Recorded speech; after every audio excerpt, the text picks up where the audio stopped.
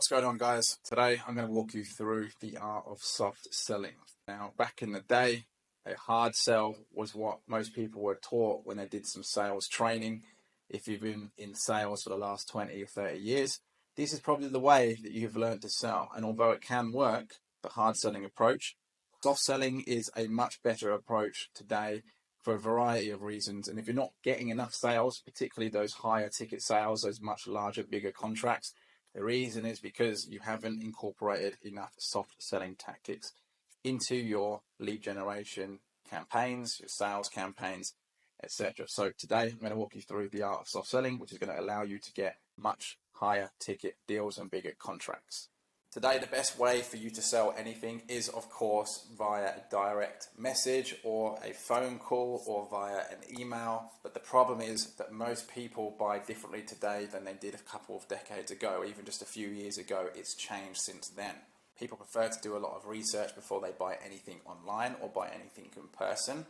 They'll look at reviews, they'll look at case studies, depending on what you're selling. So this is why content is so important for you throughout the sales process. You need to be using content as a tool for soft selling. And that particularly means creating content that can be found throughout a customer's buyer journey. So that means that you want to be creating content that can be found through search or be posted on social media platforms that people can then find through search.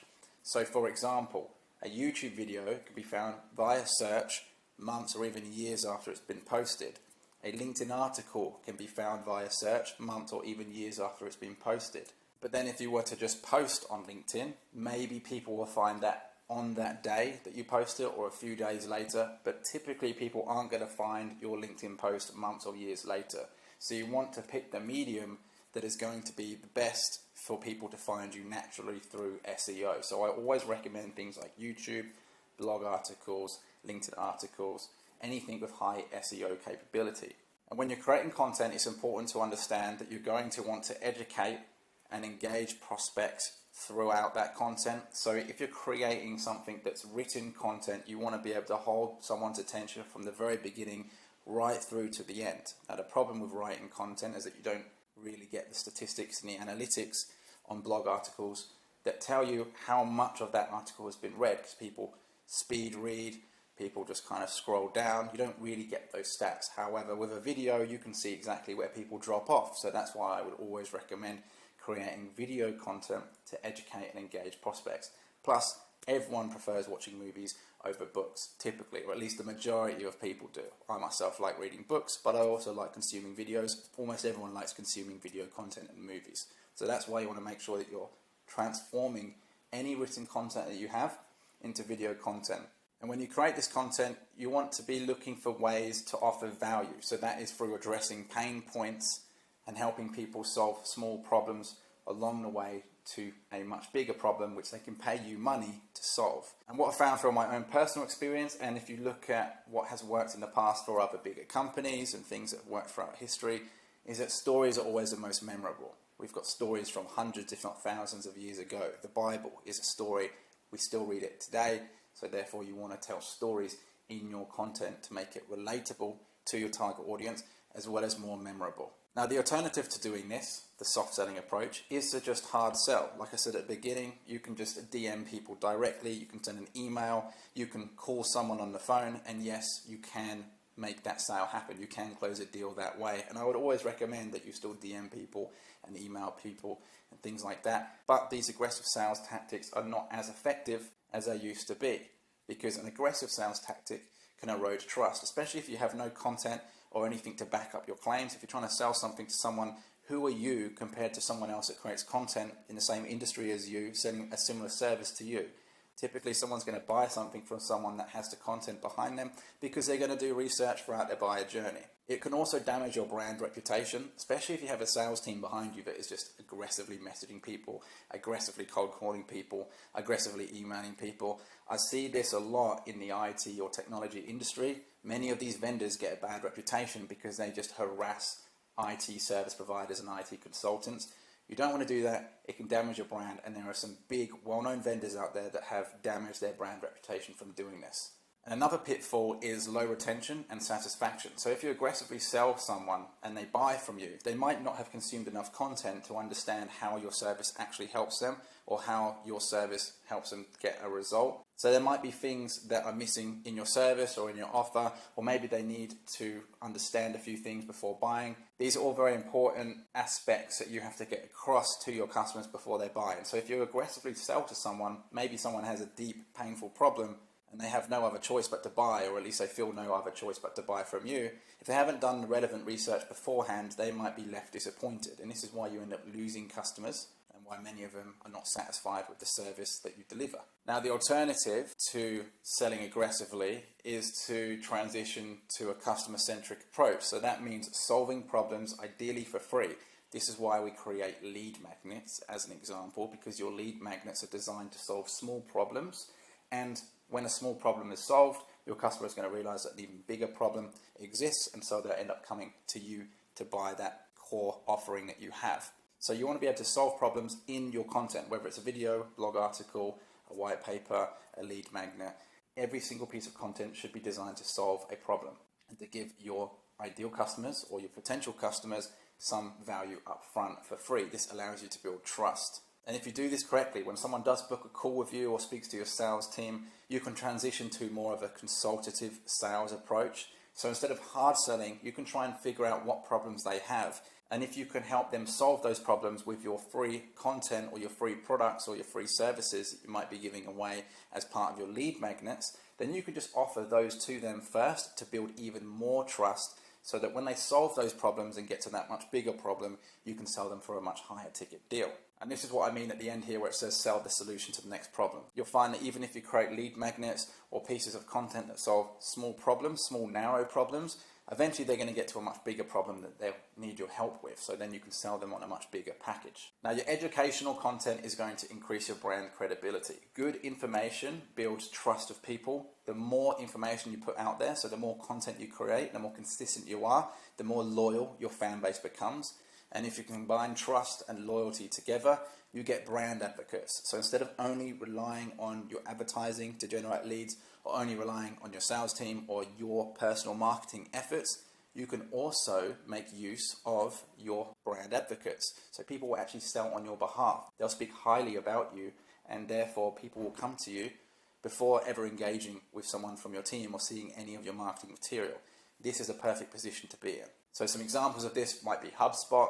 Typically, if you're Googling for anything related to marketing or inbound marketing, you're going to find some HubSpot articles, HubSpot videos, things like that. Same goes for Moz. They're the go-to source for SEO. So if you're looking for SEO type information, you're trying to solve a problem where SEO can help you solve that problem, Moz is usually going to be the brand that you see, among maybe some others. But HubSpot and Moz are some really good case studies or examples of this. The core principles of the soft selling system consist of prioritizing long-term relationships before quick sales. This is why you want to solve lots of small, narrow problems on the way to that bigger problem that your core offer can solve. So this allows you to build a long-term relationship. If someone can consume your content for free and get results, at some point in the future, they're going to get to that really big problem. And because you've helped them solve lots of small problems, they're going to just immediately buy from you. You're going to be the person that they trust the most. And if you think of this in a marketing way, typically you make more money on the back end. So if you look at ClickFunnels, for example, they built their company by selling a book on the front end. I think it was like $10 or $20. And then when you buy that book, you end up buying the software and everything else that comes on the back end. So if you prioritize your long-term relationships before quick sales, you're actually going to make more money in the long term. Second, you want to solve narrow problems first for free. Like I've already kind of mentioned, every single piece of content should be aiming to help someone have some kind of paradigm shift or solve a small problem so that they get to that big problem and then buy from you. Your content should always be authentic and unique to you. I think this is common sense, but if you end up copying someone else, you're just going to be a carbon copy of someone else. And that's not really going to help you scale past, the $1 million, $10 million mark. If you want to become a big successful company, you have to be a big successful company in your own right. So therefore you must be authentic throughout your entire approach. And of course you want to be consistent. So that means posting content regularly. I think a lot of businesses, a lot of companies, a lot of people, they underestimate how much content they actually need to be posting. If you look at some of these big influencers out there, the business influencers like the Iman Gadgis or the Alex Hormozis, they spend tens of thousands of dollars on their content production and distribution systems so that they can produce and publish, 7,000, 10,000, 20,000 pieces of content every month. And these guys are making millions of dollars. So if you want to be on their level, you have to be consistent, and the content also has to be good quality. So in saying that, content creation and distribution is a very important aspect of the soft selling strategy. You want to craft impactful content for your audience and then tailor the content to different market segments so you can unlock multiple revenue streams. Instead of only selling to the C-suite, you might be able to sell something to the people below. Think of memberships, courses, lower ticket products. And even if you don't want to sell to smaller market segments, let's say you only want to focus on selling to the C-suite, if you create content that is tailored to people under the C-suite, then the people below, the decision makers who you want to sell to, will be speaking highly of you to those decision makers. So before a decision maker has ever heard of you and your business and has ever come across your marketing content, someone will be a brand advocate for you in a position lower than the C-suite. So let's say you want to sell to a CTO. You might want to create content that's tailored to people in the IT team. Then the people in the IT team will speak highly of your brand to the CTO.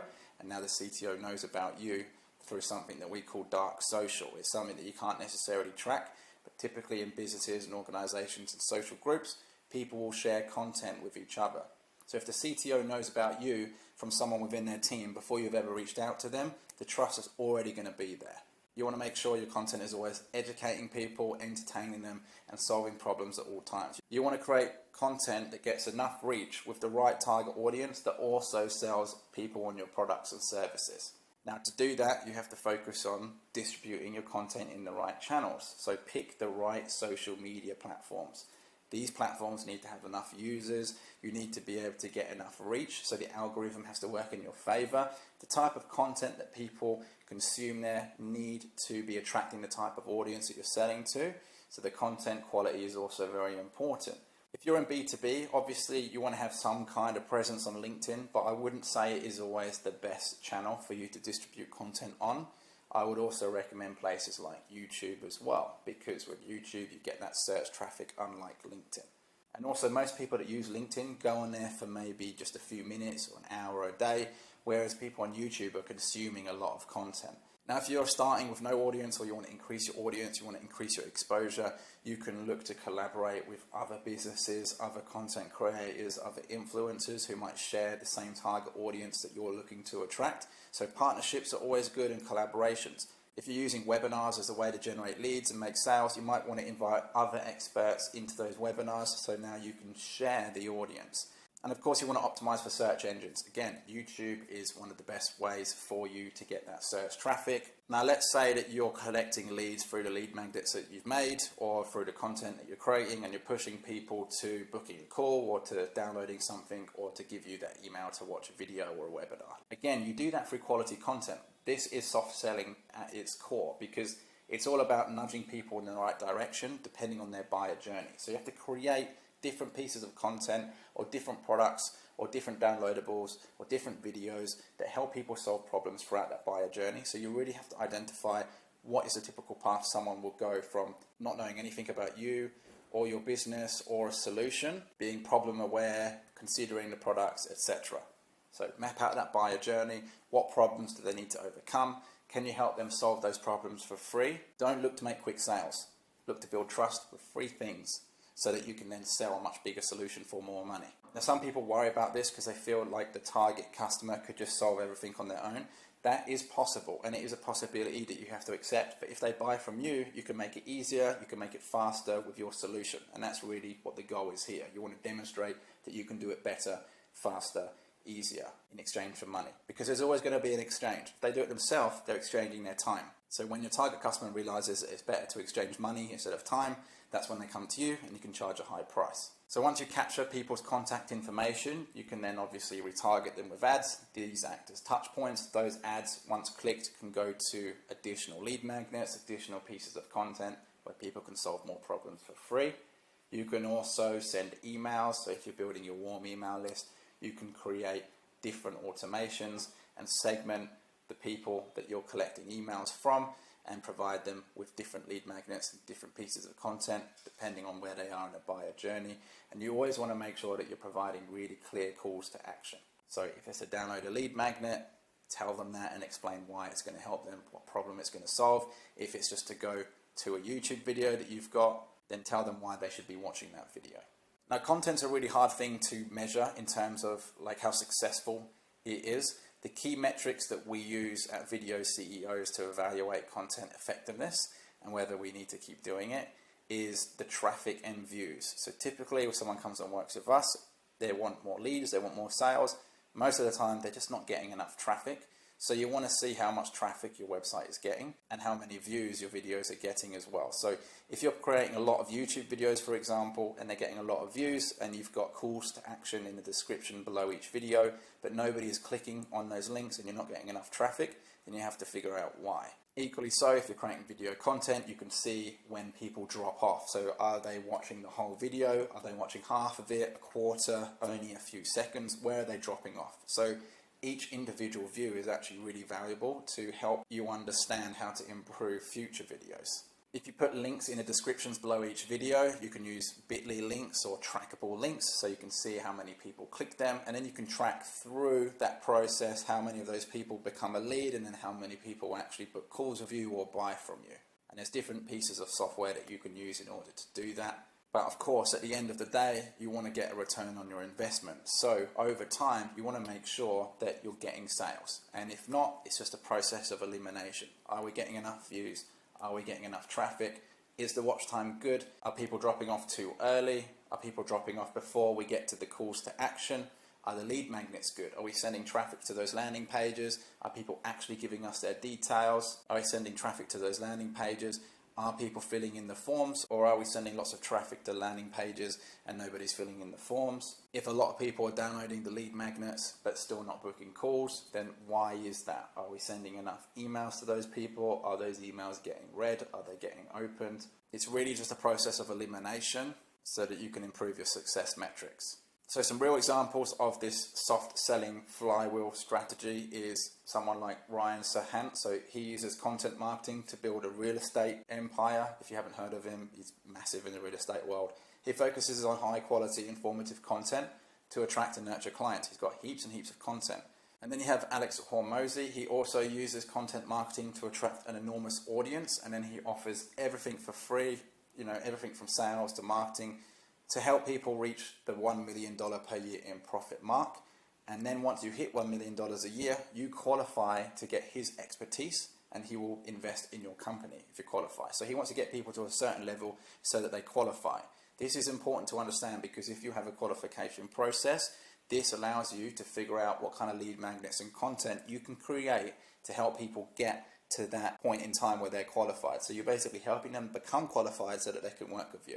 Iman Gadji is another one who I mentioned earlier. He uses a lot of content marketing. He recently revealed in a podcast that he has a team of 20 people just doing his short form video content. So that's a team just doing short form, not long form or ads or anything like that. He has 20 people. Those 20 people are publishing 7,000 pieces of short form content every month. This guy makes millions of dollars a year. He's got over 4 million YouTube subscribers. And the content he creates changes people's understanding of the world. It changes their paradigm. He helps them get to a certain level, and then he sells them informational products as well as his software. So if all these guys, they're big, massive influencers, they've got big companies behind them, and the way they are doing that is through soft selling. They're creating lots of content to help people solve lots of narrow problems on the way to a much bigger one. And once their target audience gets to that really big problem, they sell their core offer. So let's say you want to get started with this. You have to decide which platform you want to build on. You can sit there and say that you want to be everywhere, but that's much easier said than done. It's a lot of content. Of course, if you've got the money to back you up, you can build a team. Or if you want help doing that, you can work with video CEOs and we can build that team for you. You have to figure out what's working in your industry. So depending on your industry, you want to look at other influencers or other businesses, see what kinds of content they're creating that is getting reach and where that content is working. So a piece of content on YouTube might not work as well as on TikTok. So you have to figure out what works best for you. And then the best way to win, the only way to win with this is through volume and being unique, being authentic. There's a reason why these people that I mentioned in the previous slide spend so much money on content.